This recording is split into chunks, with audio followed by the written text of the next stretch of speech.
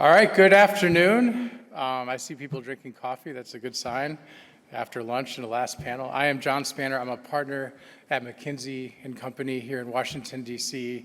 And before McKinsey, I served in the U.S. Coast Guard. I was a pilot for 22 years on active duty. I'm a retired 06 and still very involved with the Coast Guard Foundation as a board member and with the U.S. Navy Memorial. It's a real honor to be here. I only have 1 or 2 minutes to give opening remarks, so I've been practicing, and I have it down to 30 minutes. I'm just kidding, just waking everybody up. But to quote, I think it was Mark Twain that said I didn't have time to write a short speech, so I wrote a long one.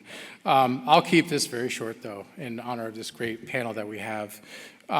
We are honored to be sponsoring and offering our opening remarks today, our framing remarks. McKinsey has a long history and relationship with the United States military. In fact, our founder, James O. McKinsey, was a World War I era veteran. He founded our firm nearly 100 years ago in 1926 in Chicago. Since the earliest days of our founding, we've taken great pride and celebration in our collaboration with the U.S. Armed Services. Some of our first work supported the plan to actually create the U.S. Army Air Corps, which of course went on to become the U.S. Air Force. Together, we have helped to tackle some of DoD's most important management challenges, including productivity, technology acceleration, human capital, and cost management, among other topics. Our work with the Navy specifically has focused on advancing key priorities such as readiness and sustainment improvement, acquisition excellence, and mission performance optimization, all critical enablers for strategic investment decisions, which we'll talk about today, and financial transparency. We've partnered closely with DoD to accelerate digital and analytics adoption, modernization and innovation efforts, and organizational and workforce excellence. Across these efforts, we're helping to strengthen supply chain resilience and support data-driven decision-making to ensure DoD and the maritime forces get the greatest return on every dollar invested. Indeed, our work is focused on impact and outcomes. I'm excited we're spotlighting these topics today because modernization isn't just a future priority, it's a present necessity. These choices we make now will define our maritime readiness for decades to come and ensure a fiscally sustainable future. I'm happy to turn it over to General Reynolds, who will introduce the panelists, but in closing, I'd like to quote one of our former and highly esteemed global managing partners. This is one of our CEOs, Ron Daniel, who himself was a Navy veteran. He credited his time in the Navy with providing, and I quote, untouchable technical and leadership experience that transferred to his success at our firm throughout his career. With that, please give a warm welcome for our panel today.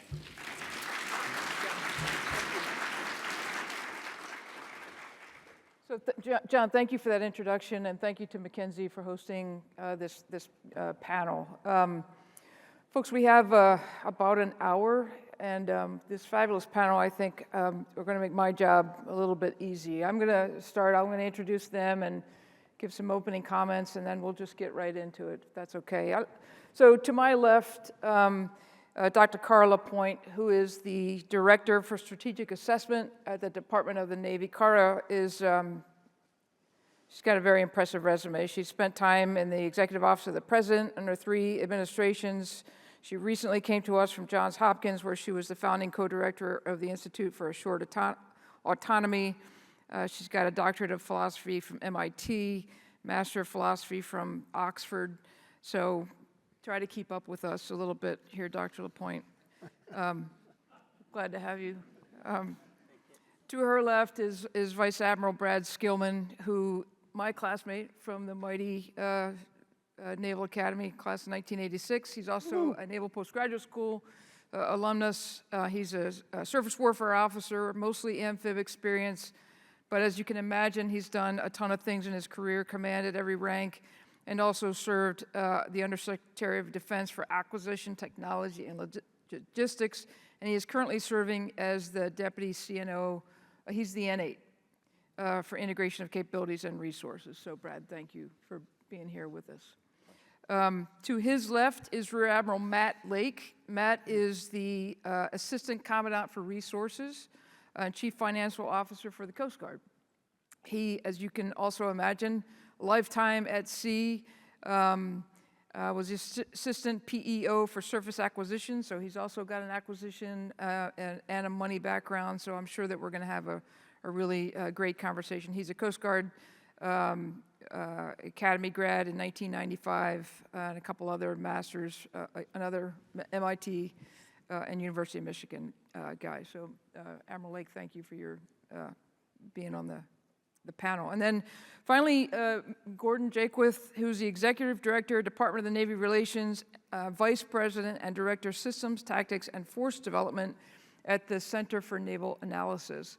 But I think what I also love about his background is he previously served with CAPE at OSD doing naval forces. So has a ton of background, and I'm looking forward to the conversation with all of these. Really good panel, folks.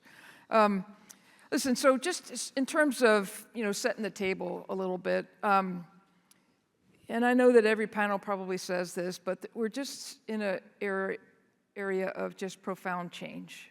Change in administration, the geostrategic landscape is changing. We've got the return of great power competition, which constantly evolves, rapid technological innovation, the erosion of long-standing norms that I think we're going to have to grapple with, that is really redefining how we even think about warfare. We've seen so many of these dynamics play out in Ukraine, and we're watching and learning how a determined defense has been empowered by asymmetric tactics, commercial technologies, and real-time battlefield intelligence. It's also shown us, I think, how relatively low-cost systems like drones paired with AI-enabled targeting and decision support can actually yield outsized effects. And I think that gives us a lot to think about from a strategic perspective. But, as we consider all of those innovations, we have to also continue to focus on the fact that we are a naval power.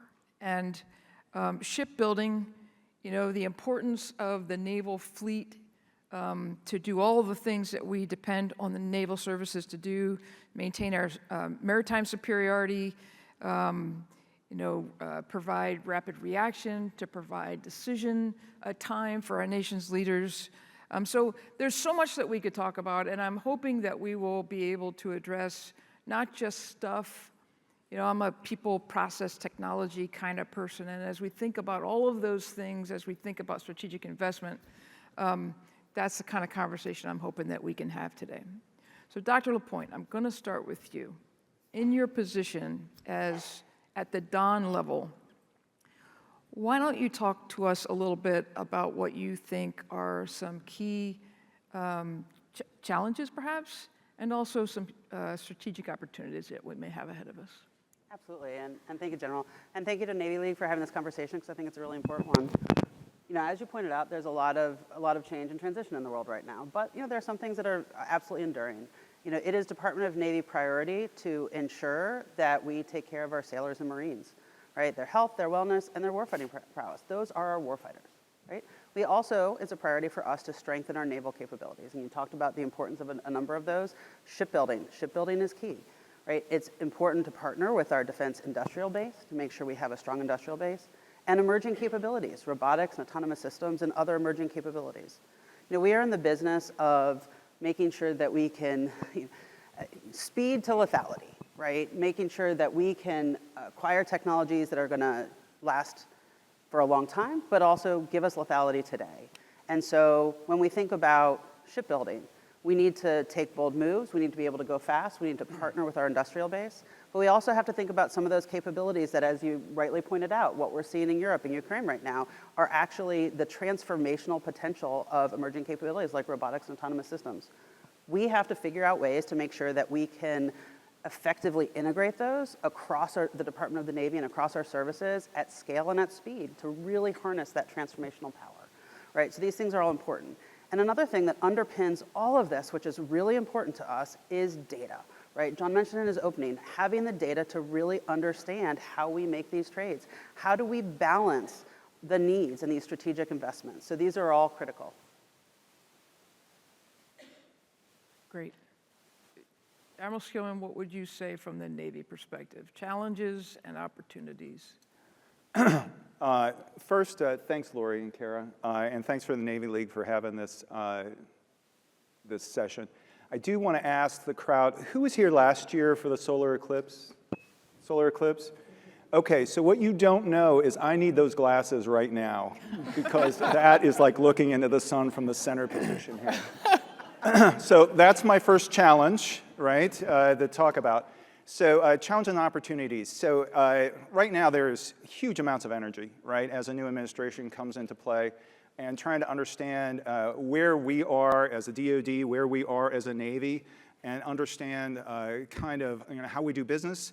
I can tell you from my interchanges with them, they're very open to listen, really quality exchanges, good teaming right now. I think that I'm optimistic and excited about the next year, as we move forward to get Navy program where we need to go to actually deter and or defeat China as necessary. So the Navy's in a good position as far as the NAV plan that is put out at the CNO level, the OpNav level. So our focus is good. And the reason our focus is good is we picked a day, right? All the folks that were in the Navy or other services that are in here understand that we deal on due dates. Hey, the ship is getting underway at 8 o'clock in the morning tomorrow.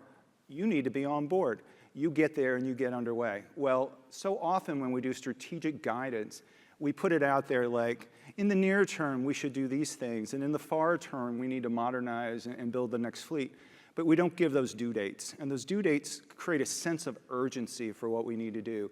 Acknowledging, as I told, and this is in the challenges, Lori, I told the flag officer wardroom a year ago, and I said, they brief the whole day, they bring me in at the end of the day because they always bring the money in at the end, because it brings everybody down before you have to get in your car and drive to the bar.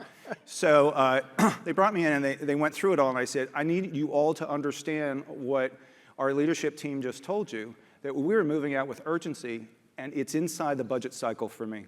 I'm not getting additional money to do this. I'll move around approximately $3 billion in any given year out of the $200 billion I have to be able to cover down on any emergent things that you have to do in 2025, and 2026. But we're getting there in 2027, so that means all of us has to do better. I hope that as you move through each of these panels, that you hear consistent themes about the NAV plan, about our 7 targets that we have that we're going after. The #1 target is 80% combat surge-ready platforms. We get into robotic and autonomous systems like Lori was talking about Ukraine, understanding, we're calling it non-traditional sea denial, right? How do you move fast? How do you shake it up? How do you make Taiwan as the instance, the thorniest target possible, and how do you move at pace and scale, right? We talk about moving at pace and scale a lot. I can tell you this administration is very committed to moving at pace and scale, moving fast, getting it out there, understanding that we want to have peace during this administration, understanding that how to get there is our framework that we've already put out for the NAV plan. It makes sense, it's logical, and we're committed to it. So I hope you hear that repeated ad nauseum as you move through these 3 days at Sea Airspace. Thanks. Admiral Lake. Thanks, General. From the Coast Guard perspective, by the way, the $200 billion level makes me a little bit inferior here as a Coast Guard. Our entire budget is $13 billion. That's just 26. So our challenges as a service really go back to, we're at I would say, a very low point in terms of readiness for many of our assets and systems, and a lot of that has happened over a period of time. Just for example, we're still operating our medium endurance cutters, which are the backbone of the fleet. Were built in the 1960s, mid-1960s. Those are still going to be in service for some time. We operate H-60 helicopters up to 19,000 hours, and most of the free world operates them at 10. And so that has created some challenges inside the lifelines of the Coast Guard, because we're being expected as a component in DHS to do even more than we have in the past. But the good news is, I would say, I'm very optimistic, and as CFO, saying you're optimistic is sort of uncharacteristic of the job. But I'll tell you, based on everything I've seen in the very recent past, we've got very strong support to address some of those readiness challenges through accelerated investment in our shipbuilding programs, aircraft purchases, as well as C5I and shore infrastructure. So I'm pretty excited to address some of those things. Back to some of the challenges, a number of our acquisitions have had some challenges starting up.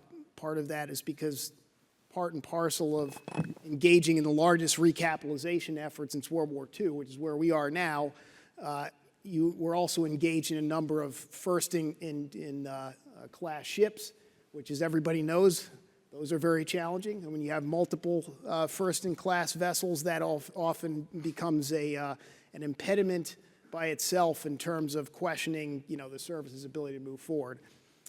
But we've pushed through a lot of those right now, and we're on the precipice, I think, of being able to deliver some real capability with speed to the nation and address what's being asked of us as a service. So I'm pretty happy and optimistic for a budget guy. Gordon, what about you? Coming from you have a wide aperture, I would expect, from the CNA view. Where are you on the biggest challenges and opportunities ahead of us? Sure, thanks, General. So I think from a challenges perspective, I think it goes back to something that Vice Admiral Skillman said, a need to be ready in the near term for a potential conflict, but also a recognition that there's no magical date that you have to be ready in the event that the joint force is successful in deterring conflict. So you can't just be ready on a single date. You have to be ready now and into the future. And the capabilities inherent in those two different postures are often different.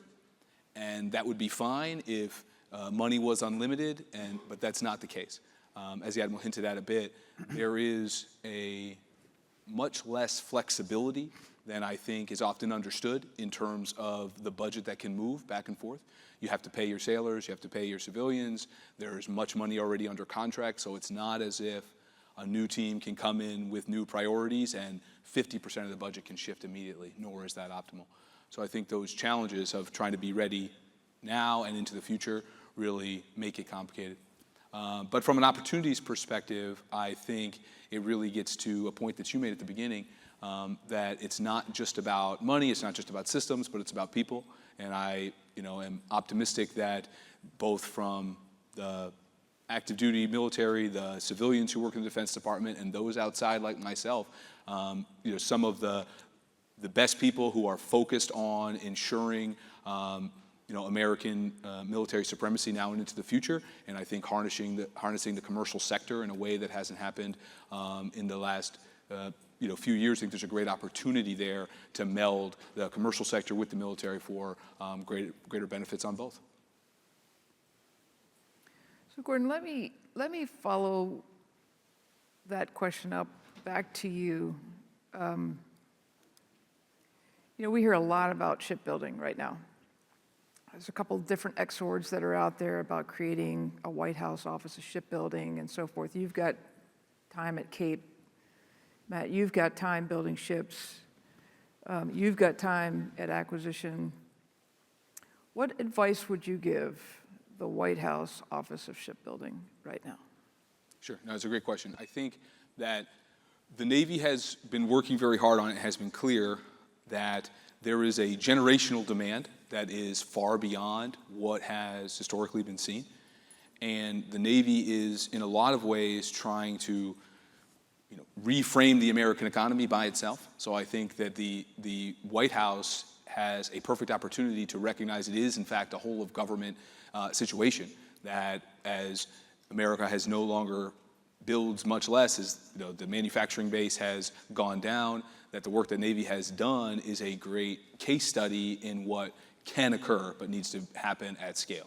So as one example, I think that the idea that Navy has been embarking upon of strategic outsourcing has been a great one. The idea that the big yards when they are not able to necessarily produce on the timelines that are desired to get out the 30-year shipbuilding plan, that pushing component manufacturing to different locations, like what's happened at Austal to build submarine component parts. I think that's a great model that potentially could be expanded upon. And the other piece I would talk about is back to my original about the idea of blending commercial and military, this idea that if the fleet of the future, as it likely is going to be and probably should be, have a mix of manned and unmanned vessels, large-ish unmanned surface vessels needn't to be built at the current yards, which could revitalize shipbuilding by having a variety of other places building these assets. So you can diversify for the benefit that is inherent therein. Yeah, How about you? thanks, General. From my perspective, what I would, the advice I would give would be, there's very few short-term wins. Right? Most of the way to basically onshore an entire industry, meaning shipbuilding, back to the United States is not something you're going to do overnight. So I would say we need to look at the root causes of why where we are today is where we are. One, there's tremendous barriers to entry to this industry, right? And plus, you have basically it's a monopsony. You've got essentially one customer, the United States government, and that money flow or the revenue stream that goes into these shipyards is often unpredictable and sort of not something that you would find any sort of dampering if you had multiple customers like commercial industry. To solve that problem, bringing shipbuilding back, you absolutely have to look at the commercial sector as well, and bringing commercial shipbuilding back into the United States, policies and incentives that allow for that commercial activity to come back. Because it's not just about the shipyards itself, it's about the ecosystem of suppliers that feed the shipyard, and it starts as early as Dr. LaPointe and I were talking earlier today about design firms. That is a major bottleneck in the United States for shipbuilding is design capacity. So just because you have the ability to build ships, if you don't have design firms that are able to design them, that's a challenge. And then also think about all the suppliers. If you look at, say, how Ford Motor Company builds cars, you've got an assembly plant, think of that as the shipyard, but there's all this giant ecosystem of suppliers that have to thrive and exist, and there's got to be multiple options for the auto company to build the cars. So that does not currently exist in the shipbuilding industry today. So that has to be a major focus. How do you build that ecosystem, bring back commercial shipbuilding, and lower barriers of entry so that there's a motivation for commercial industry to invest? We're having a kerfuffle outside in the P-way. Hard to know because we can't see. I know, it's like kind of just noise. So I'll agree with everything Gordon and Matt just talked about, and all of that is being discussed. And, lucky to be part of some of those conversations that we're having right now. I think it's a yes and I think Gordon kind of hit on a piece of it. So when you talk about traditional warship construction, we can improve it in the near term and we can accelerate it in kind of the mid to far term. But then you're looking at those asymmetric kind of things that we can do in the near term, which are smaller, like a medium-sized unmanned surface vessels that would have like a missile package on them or a counter C-5 ISRT decoy package on them that you can do that just makes us fight at a higher level, in the near term, that actually adds to the capacity of shipbuilding, soon and can move quickly at that. You could get a quick win there and you can move very fast. And what you need to do as we talk about this and as the nation wants to push in the direction of revitalizing our shipbuilding industry, we need lots of quick wins. And then we need to actually have the commitment over time to actually grow that and to go into commercial. And when we had that large commercial shipbuilding industry through the 1980s, it was subsidized by the federal government. We removed that subsidy in the late 80s, thinking that based on the quality of our platforms, we would always be able to compete on the international level. Found out that if other countries did subsidies, right, and they had a slightly less quality ship, eventually their quality of ships would go up. and they passed us, right? And so understanding kind of the global laydown of what the competition looks like is important. I think that the team is really trying to get after that. I look forward to trying to expand this base rapidly, but smartly. I think that you can overcommit in some areas, and we can have a problem. I think that it needs to be looked at in each individual region. What is the workforce available, and how do we add in additive manufacturing? So the Navy, through its Maritime Industrial Base Office, is actually going after that. We have a Danville Center of Excellence now to say how many pieces and parts can we do with 3D printing, additive manufacturing? How do we move that faster? How do we revolutionize how we build our platforms? How do we get our tech authority, NAVSEA, to say it's okay to use more robotic welding techniques or manufacturing techniques so that you can actually go faster, and not only faster, but you're much improved and you're cutting edge across the globe in doing that again. We have the capability. Now we need that commitment. The administration seems to have that commitment. I'm looking forward to moving out.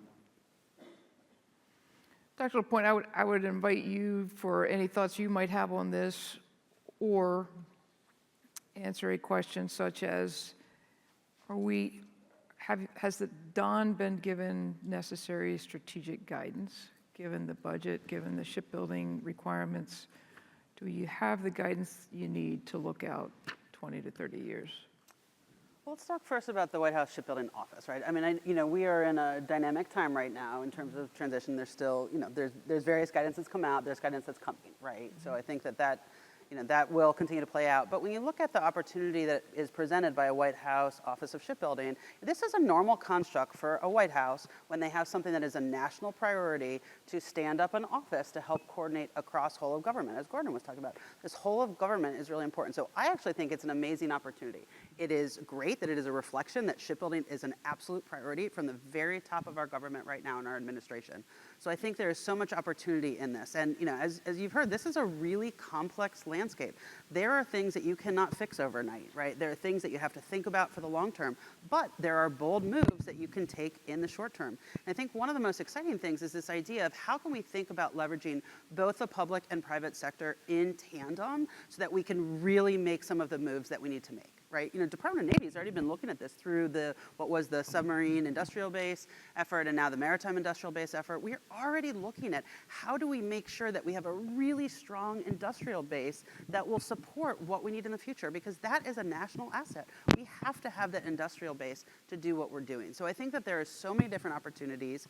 We want to make sure that we have capacity, that we have capability, and it's both in the yards themselves. We're already seeing foreign investment coming in and other investment that's coming in. We've seen Austal open a new facility for helping to build submarines, right? We've seen HII invest in South Carolina, down by Charleston, to improve the throughput for some of our nuclear platforms, which is fantastic. We've seen Hanwha come in and purchase the Philly shipyard, right? They just bought I think 9.9% stake in Austal's parent company. There's a lot of excitement happening right now, and I think that there is an absolute opportunity to capitalize on this, figuring out how collectively we strengthen this industrial base so that we will be able to provide the capabilities that we need for national defense for many years to come. Good. Let's talk for a minute about this hybrid fleet, or the opportunities with the hybrid fleet. And talk to me, Admiral Skillman, let's start with you on what does that really look like, in terms of not just warfighting development, but warfighter development. What are the things that need to happen to actually truly get to a hybrid kind of fleet? I think that, as we looked at Replicator this past year and a half or so, and we're looking at adding in, and we purchased GARCs, which are small vessels that would have a warhead on them that would cause dilemmas for a Chinese fleet crossing the Straits of Taiwan.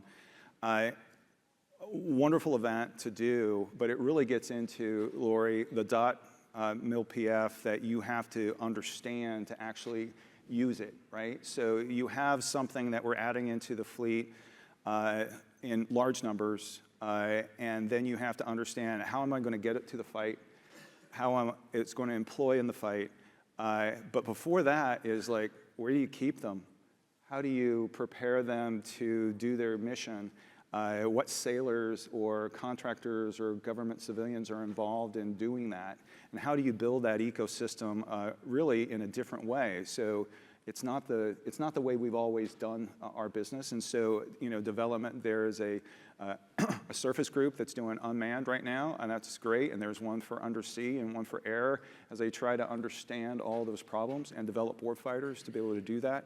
We created the robotics rating 2 years ago now. We don't have huge numbers of sailors in the robotics rating yet, but it acknowledges the fact that I need to have specialists who are trained in this area and develop them, and that it's a viable career path so that you enhance all of warfighting. So something separate than being just a straight stick SWO or submariner, that you're going in this environment and kind of changing it and shaking it up. So it's really a period, and it's at the beginning of understanding what that all means.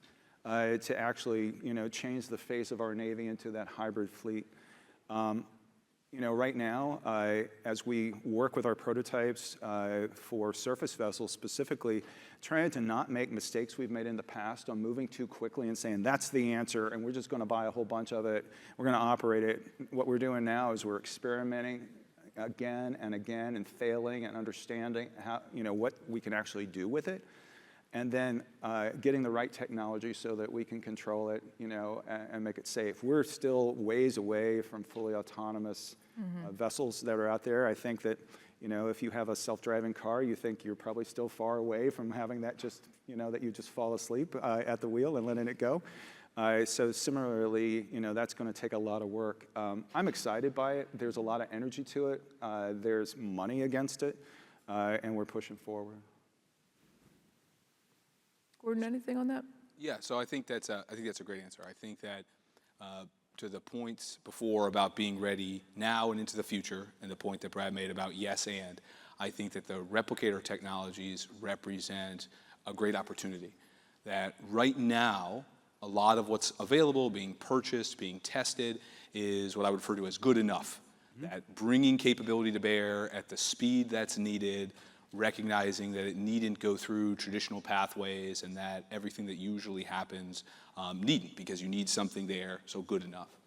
But to always keep in mind that as you use the replicator technologies as a path towards the hybrid fleet of the future, that you need to make sure that the assessment and the test and evaluation regime is not just about if the technology works, but also that it's militarily useful, which are not always the same thing. And as Brad spoke better than I could about recognizing the entire .mil PFP chain to move from this idea of we just throw it in the water and see if it works, to have sailors who are trained and ready to operate it from day to day, every day, in the hope that we never have to use it, so that you can get those sets and reps and more familiarity with these concepts, so you can actually build yourself on a path from force design into force architecture. But I do think it represents a great opportunity. Before I sort of determined that kind of hard math and assessment was the path for a better career, I was a classics major first, so I often default to the classical world for my examples.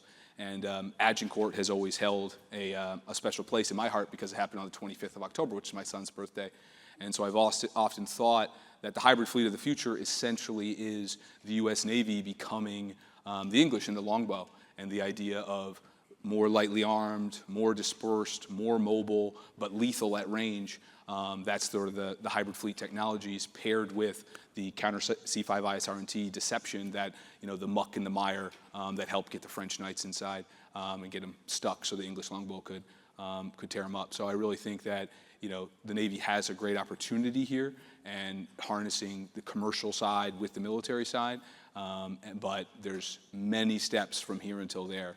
As Brad mentioned, as anybody who's got a self-driving car or something that approaches it, we're not close to a fully robotic fleet and that you can get rid of the joint force. It will always be a capability in addition to, but not in lieu of, the vast majority of the Navy as it exists today, which realistically, by 2045, much of the Navy of 2045 is in the water right now. And it's just a recognition that it is something that should be adopted into, but you don't get rid of the Navy as it is today for a fleet of robots. Well, If I can just jump in on that as well. So, as we talk about robotics and autonomous systems as emerging capabilities, it's important to really understand these capabilities have been around for decades and decades and decades, and yet we have really still struggled to adopt them at scale and at speed. So when we talk about things like .mil/p and the integration, those are often the real limiters. And for us to actually get to scale and speed with autonomous systems, it's going to take some fundamental philosophical shifts in terms of how we look at them. So especially from a Navy perspective, when we're building ships that are big platforms, they take a while, they cost a lot of money, I can take a small percentage of that as kind of a tax and then use that after a program officially starts at milestone B to solve the integration challenges. What you essentially have with robotics and autonomous systems is you're flipping the script on that. You have small systems that can be developed quickly, but the integration challenges are massive orders of magnitudes more than the actual creation of the platforms. So this is an area where just our system writ large, we have to figure out how to do that. Another piece is that we tend to think of, as we're building, in the early stages of design and acquisition, we have a lot of outlay, and then it'll tamp down in terms of be more manageable costs and operations and sustainment for a lot of our platforms relatively. Well, when you're talking about autonomous systems that you need to continuously update, you have to bring a research and development element into the entire life cycle of these systems that we don't think about. And we haven't thought about it from either an operational perspective, we haven't thought about it from a funding perspective. So there are many different shifts that we have to go through right now for us to actually achieve that. So it's not just a matter of finding the coolest robotic and autonomous system that's out there, which is important, but it's really figuring out how to structurally and systemically allow us as a department, as a government, to be able to adopt these systems in a way that they're going to work and they're going to be trustworthy. Because I'll tell you, sailors, Marines, they are not going to use systems that they don't trust. So we need to spend as much time developing the test and evaluation and all the other mechanisms about trustworthiness and assurance of these systems as we do in finding technology that on paper is going to meet our needs. Going back, Dr. LaPointe, though, to your first comment about the data, right? So really understanding what your baseline entry is, and then being able to collect and then use the data in a meaningful way. But look, for those of you who just listened to the calm down at lunch, you got to get organized for this. This is organizational change at, scale. And it has taken us 5 years in the Marine Corps to get to the point where we have, 2 regiments who are, ready to do some interesting things. So are there any conversations, or is it really just happening inside the big warfighting communities, or do we have a broader, how are you organized to kind of move with some quickness here? Yeah, actually, the good news is we're doing it differently than what we have typically done it. Normally, it's done at Echelon at OpNav, right? And then we just push it down and say, go do, right? Yep. So what we're doing right now when we're robotic and autonomous systems is we have like a 3-legged stool of the fleet, the system command, and Echelon at OpNav. And that's continuously moving back and forth as they experiment in the fleet, right? Goes back through the system command to say, what else you need, how else you want to do this, how can we support, and back to OpNav to do the overarching, this is where we're going in this area. This is how we're going to support it. This is how we're going to fund it. When we look at typical programs like a ship, I spend about 30% of the total ownership cost of that platform in the procurement, the research and development, and the procurement of that platform. And then I spend 70% for its life cycle. It's a 40-year ship, and you can say that, the maintenance, the sustainment, the operations, et cetera, throughout its lifespan. We're talking about something that's probably in the single-digit, cost up front percent, right, to procure the thing. And then, this is a complete swag, so don't write it down and put it out there. 98% of the cost is going to be the rest of it, right? Right. Not really designed to do that, right? And even though we are so much more, as Gordon said, so much more focused on the readiness of our fleet today as a deterrence, right? That is even more, that's relatively more expensive to maintain hundreds or thousands of these items, to continuously, to have some discipline on when we update them, but to update them based on threats. So it's a real brave new world, but I think we have the teams, the construct to be able to get after actually, doing it at speed and scale, which I don't think we've actually focused on it like that before. I'd say besides investments, your point about data is the Achilles heel for so many things that we're doing today, right? Whether we're talking about how we're deciding on investments, or literally in the case of robotics and autonomous systems, we need data to make sure we know how to update them and how they run. I mean, that's what, especially learning-based AI-driven autonomous systems we will need. And so we have to understand that data is not just information that is in a data system somewhere. There's a whole process for data. You have to understand what your data is, the context of your data. You need to manage your data, curate your data, maintain your data. And this is going to be critical in so many areas of what we're doing, whether it's robotics, autonomous system, or whether we're transforming shipbuilding and the rest of our enterprise. What about the Coast Guard and any of these, these ideas about innovation and thinking differently about how to employ the fleet or to... Yeah, so we have, from a practical perspective, we've not deployed or integrated unmanned systems to the level that the Navy has. However, we have, we certainly are operating unmanned systems now, predominantly for surveillance.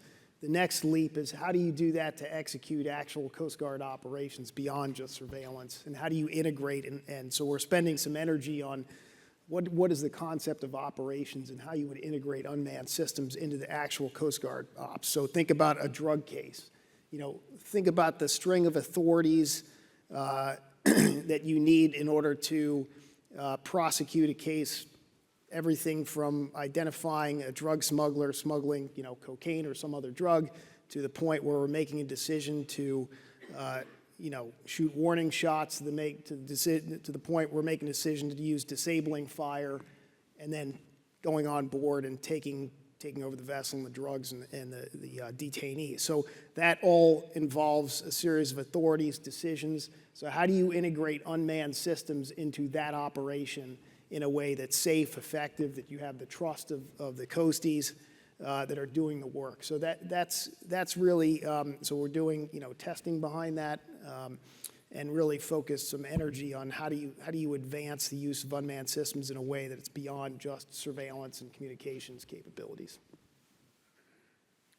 Just a last thought, I think, on warfighter development in this kind of ecosystem that we're in right now. Are there any new ideas about, I was in a wargaming panel earlier about really bringing more wargaming into education, wargaming, during multiple of the planning steps, not just after kind of code. How do you think about increasing jointness, even as we're trying to change, knowing that we have to be joint at the lowest levels, probably in a distributed maritime environment? What are we thinking there from a education training perspective? Any ideas? I mean, I would jump in and say that jointness is important, education and training is critical, and the piece about wargaming, the more experience, especially as we have emerging capabilities, the more interaction and experience that you have with them, it's critical. So not just wargaming, between experiments, battle problems, the more you can be bringing those sailors, Marines, others in to be experimenting with the technology, they will help guide the development of the technology and they will be learning along the way. Because going back to my earlier comment about trust, part of the developing trust in systems is also understanding what it's going to take for sailors and Marines to actually trust the systems, and they can help feed that back into the development process. I think that's really critical, and we talk about it a lot. It's a lot harder in practice. And I know when you talk to industry partners, a lot of times that's their number one ask for some of these emerging capability industry partners is, I just want access to be able to access the sailors and Marines so that they can use these technologies. So finding ways to do that, it educates people and it also educates the people developing systems. Mm-hmm. That's a great answer. I think with the joint force, I think that's a struggle all the time, is to make sure we're integrated at all levels. So I think that when you get out to Indo-PACOM, for instance, they're doing a good job of integrating, the joint force to be able to understand, and that cross-learning.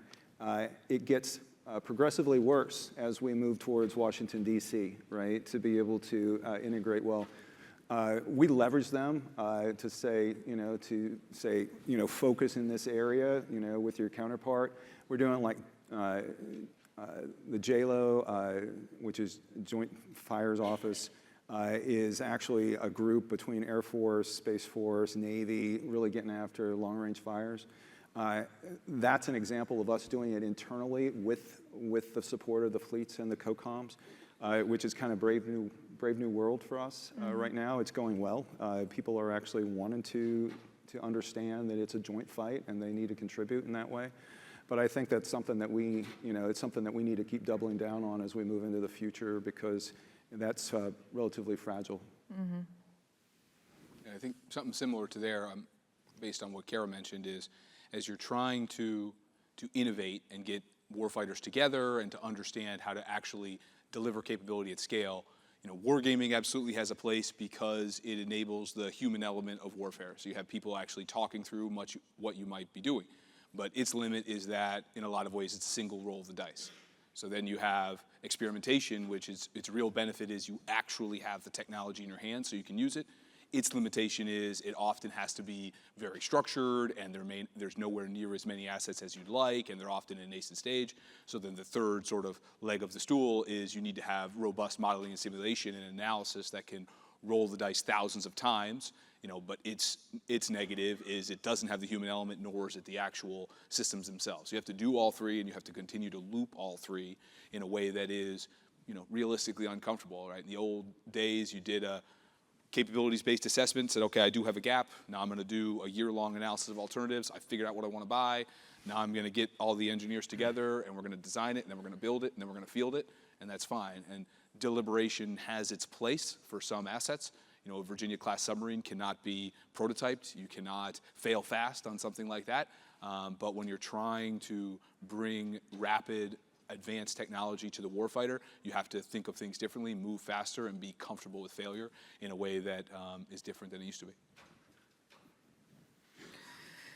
Okay, we have a couple minutes. I have a couple questions here from the audience. Thank you for the questions. Here's a good one. What is the most important investment we can make in the Navy to be ready for 2027? It's actually, to be ready for 2027, it's what we're making right now, which is in readiness accounts, right? You have to have platforms at sea to be able to deter, and so the maximum readiness that we have is the fleet in being that we have today. And that's really what we can change in 630 days, I think it was quoted earlier today. So that's kind of the number one tenet.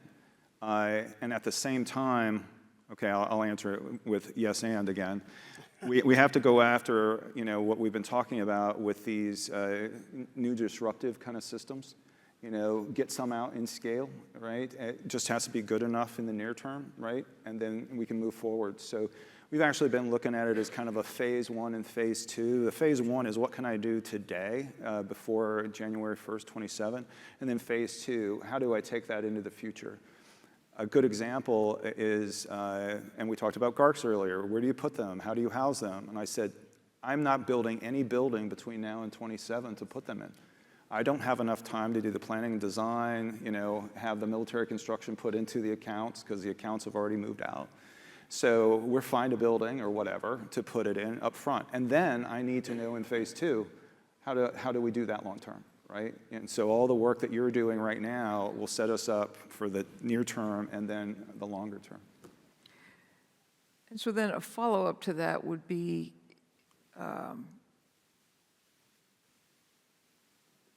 do we think we can achieve, at least beginning to get to the hybrid fleet? I think you just answered this, with the existing PPBE process. Or are there changes to the process that would be helpful?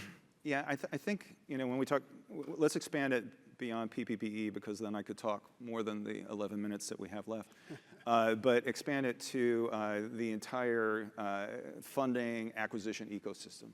So I think one of the really aha moments is the work that Defense Innovation Unit, primarily Naval X, is doing, but they're doing right now, which is looking at the problem differently. They're asking combatant commands, fleets, operators, what is the problem that you need solved? And then they're going out to industry to try to solve that problem. So that is not our typical, as Gordon was talking about, our requirement system, right? So when you're outside of that requirement system, you can move a lot faster because the requirements, that is very deliberate process. It's like deliberate planning. This is R2P2, going back to the Marine Corps planning process, rapid planning process. Part of that for us internally is to look at what those requirements are across the board that are slowing us down, because threshold often equals objective. We want something exquisite versus something that's good enough in a shorter time frame. To pull the threshold farther left in a contract, incentivize the contractor to get to objective, but give them the middle room to innovate, go faster, and maybe provide it to me at somewhat less cost, which would be great. And I think that's really focused right now, and that's how we have to change.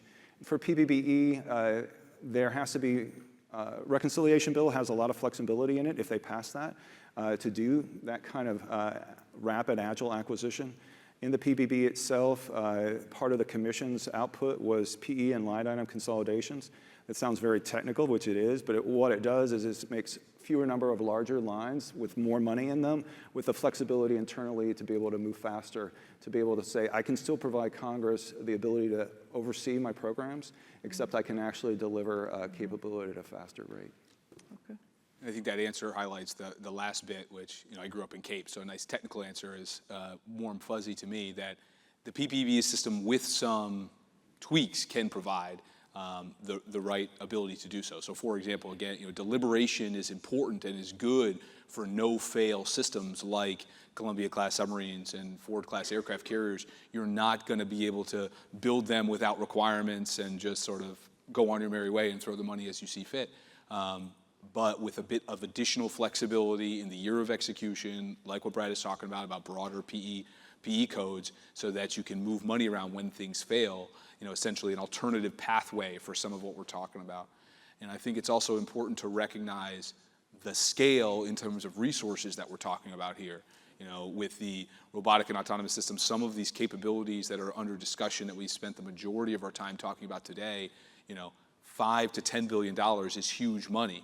And that is a drop in the bucket of what the Joint Force budget looks like. So the idea that you need added flexibilities for that small slice is, in my view, not an argument for blowing up the rest of the process. Mm-hmm. Okay, so Admiral Lake, and perhaps for you, Admiral Skillen, what are your acquisition options and strategies to acquire services and products to support your mission? Yeah, so in terms of services and products, so I interpret this to mean things that aren't hard assets. So most of that activity is done decentralized and done by our logistics and service centers. So these are the field organizations, for example, one in Baltimore that's responsible for all of ship repair, maintenance operations. So those organizations generally have multi-year plans on how they want to acquire services or products for field application. And that planning is done usually very long-term based on, ships and aircraft and C5I systems that we buy. And so it's a lead-follow sort of thing where you understand what it takes to operate the asset or the system, the large system or aircraft.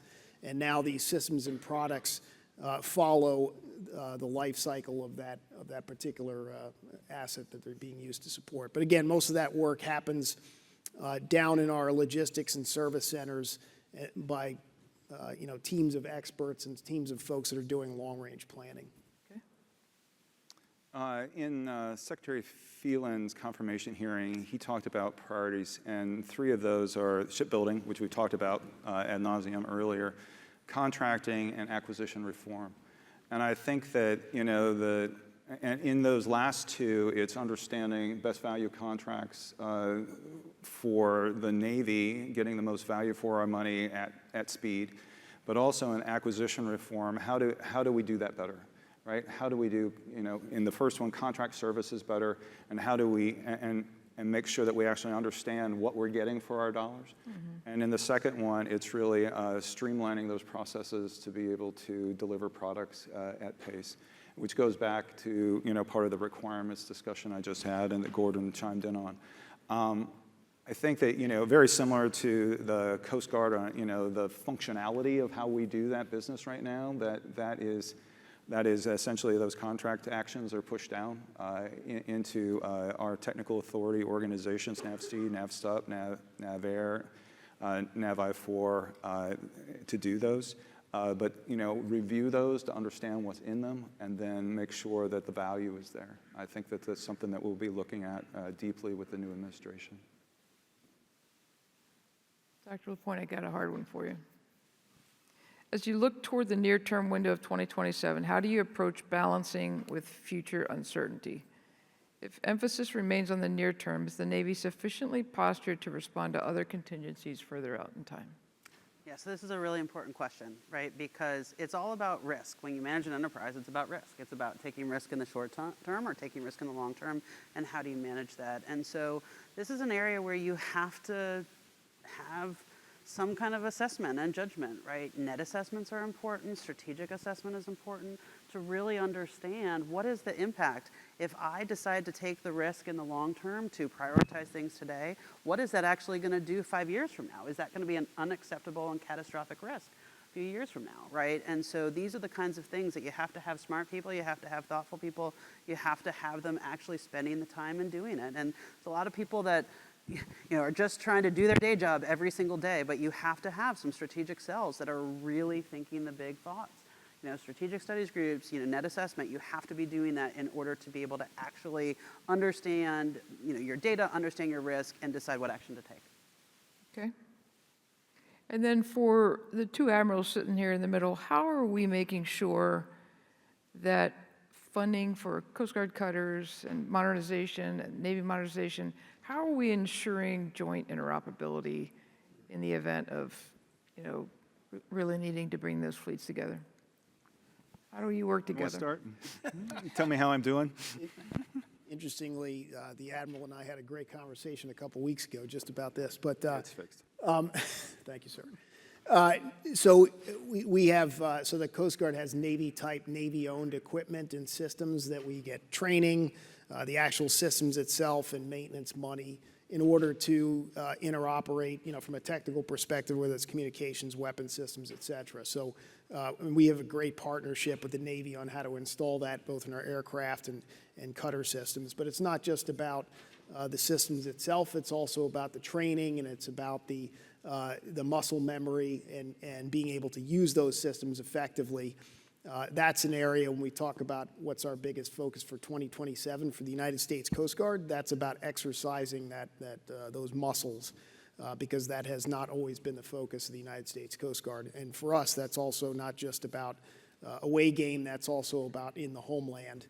And the great part when we talk about integration and interoperability, the Coast Guard is not just interoperating with the United States Navy or the other armed services, it's also within the Department of Homeland Security with other components that will be focused on what happens in a conflict, right? Yeah, this is actually an area that we could do a lot more. We could go a little bit faster as you roll out your new fleet. We also could go a little bit more in depth to properly leverage all of the Coast Guard's capability and their platforms afloat. It becomes in a constrained fiscal environment. He's competing, his systems are competing against all my other systems. So I'm trying to make him happy, acknowledging that I think that we could have a step function improvement if I put additional effort and dollars into those areas. One of our challenges, I think, is that we're in two different departments. And to make sure that both of them say the same things when they go, and they do their posture hearings to say, Coast Guard is really important to the Navy. The Navy is important to the Coast Guard, and this is how we operate the best, and we get the most out of that relationship. And the same thoughts can be carried over to allies and partners, right? As we're trying to be more interoperable, acknowledging that we cannot build our fleet as fast as we would like to. There are many fleets that are allies and partners across the globe that we would like to leverage for not just interoperability, but true integration when we go as a combined fleet. And that's something that we're focused on, but very challenging, obviously, to make sure you have the right classification, security levels for all of that. But it's something that we understand that we will need to do in any conflict in the future. Yeah, for sure. Well, folks, I think we're going to leave it there. I appreciate all the questions from the audience. Thank you very much to the panel for the conversation. And again, thanks for the Navy League and Mackenzie for hosting it. Thank you, everybody.